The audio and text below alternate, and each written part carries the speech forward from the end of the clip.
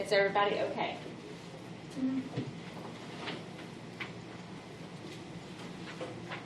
All right, before we start this next one, so when I look at the next two, I have f of x and g of x. F of x is a line, so my domain is negative infinity to positive infinity.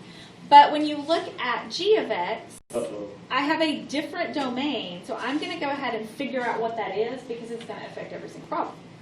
So everybody remember how you find the domain of a square root function? What's the rule about it? Nothing on the negative side. So what that means is I got to take this, 3x plus 1, and I have to make sure that it is greater than or equal to 0. It can equal 0, so it's greater than or equal to. So when you do domain of this one, it has a bracket, not a parentheses, because it can equal whatever it is. All right, so I solve this, and I get 1/3. Yep. So 3 has to be greater than or equal to 1/3. So my domain for g of x is bracket negative 1/3, negative 1/3, comma, infinity, parentheses.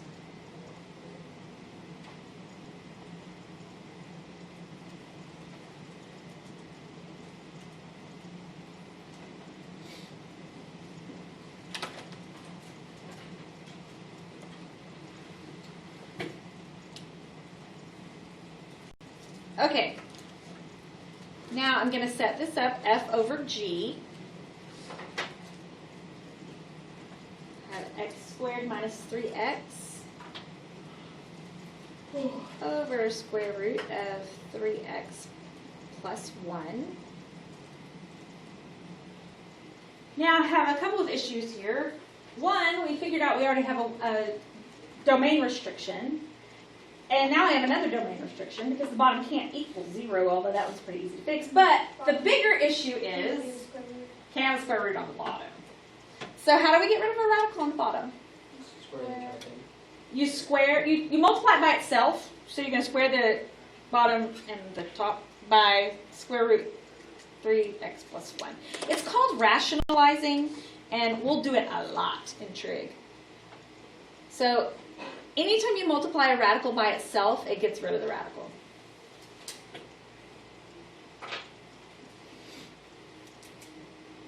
So that's going to give me x squared minus 3x times the square root of 3x plus 1 over 3x plus 1.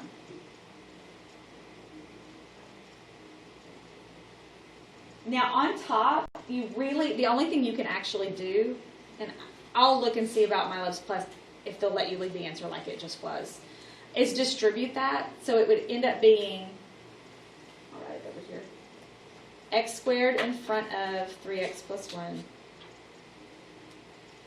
minus 3x in front of 3x plus 1 all over 3x plus 1. All right, so now I have this domain restriction that I know I already had, and now I have this one. So 3x plus 1 can't equal 0.